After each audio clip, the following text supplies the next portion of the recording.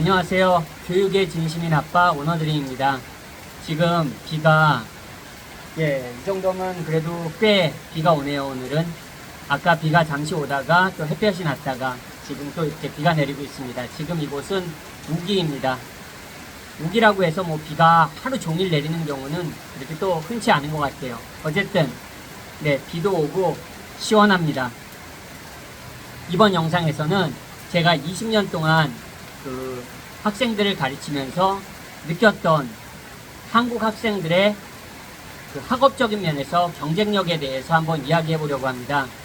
저는 운이 좋게도 최상위권 학생들하고 거의 제 20년 경력 동안 거의 최상위권 학생들하고 수업을 했던 것 같아요. 사실 운이 좋아서겠습니까? 저의 강사로서의 역량도 있었기 때문에 또 그런 기회가 주어졌다고 생각합니다. 굳이 그렇게 겸손하지 않겠습니다. 자, 제가 최상위권 학생들만 수업했지만 기본적으로 저는 일반 고등학교 기준 내신 3등급 학생들 23%인가요? 상위 3등급 학생들 혹은 4등급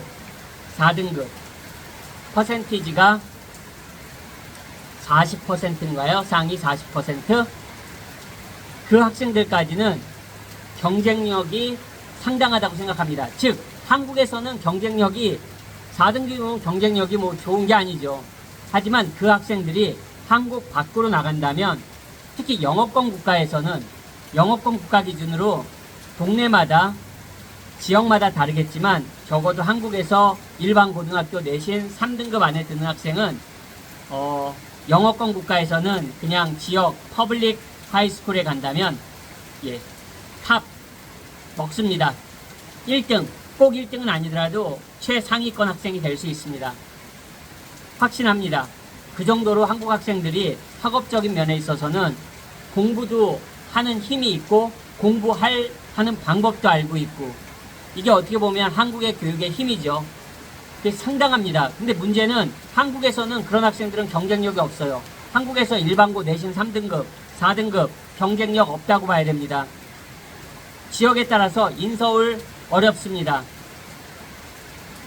현실이잖아요. 하지만 이 학생들이 한국 밖으로 나가게 되면 경쟁력이 정말 파워가 넘치게 됩니다. 제 말을 못 믿으시겠습니까? 저는 영국 유학 생활도 했고 캐나다에서도 학교도 다니고 캐나다 이민 생활도 했습니다.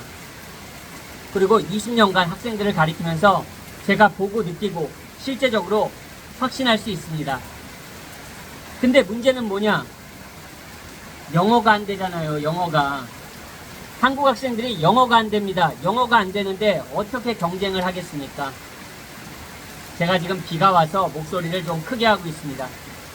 영어가 안 되는데 영어권 국가에서 어떻게 학업을 하냐고요. 아무리 학습 능력이 좋으면 뭐합니까? 언어가 안 되는데 경쟁 자체가 성립하지 않는 겁니다. 못하는 거예요. 늘 안타깝습니다. 물론 제가 안타깝다고 해서 바뀌는 건 없습니다. 하지만 혹시라도 영어 능력이 되는 학생들이라면 아니면 영어를 극복할 수 있는 학생들이라면 자꾸만 한국 밖으로 나가야 됩니다. 그런 학생들이 한국에서 있으면 별 볼 일 없는 그런 대학에 가서 존재감 없는 사람이 될 수 있지만 한국 밖으로 나가게 되면 자기의 역량을 발휘해서 그 역량대로 충분한 대우를 받을 수 있는 곳이 많이 있습니다. 실제로. 그 점을 꼭 말해주고 싶습니다. 양궁 우리나라 선수들 세계선수권대회 올림픽 양궁에서 천하무적이잖아요. 하지만 그런 말이 있잖아요. 양궁은 국가대표 되는 게 세계선수권에서 우승하는 것보다 더 어렵다. 올림픽에서 우승하는 것보다 전국대회 1위 하는 게 국가대표 선발전에서 1위 하는 게 더 어렵다는 그런 농담이 있습니다. 학습적으로 학업 능력에 있어서도 마찬가지입니다. 한국 학생들 정말로 한국 밖에 나가면 특히 영어권 국가 학생들은 공부 안 합니다. 영어권 국가 학생들은 중학교 때까지 공부 안 합니다. 고등학교에 가서도 그나마 정신 차리면 고2 때 조금 공부합니다. 한 20%도 공부 안 합니다. 10%라고 잡겠습니다. 10%. 근데 그 10%마저도 공부 그렇게 열심히 안 합니다. 정말 전교에 공부하는 학생들은 손에 꼽을 정도입니다. 상위 5% 될까? 하지만 한국은 그렇지 않습니다. 상위 30%만 돼도 경쟁력이 영어권 국가 기준 상위 5%랑 같이 우리 맞짱 뜬다고 그러죠. 맞짱 떠서 이길 수 있습니다. 꼭 기억해 주세요.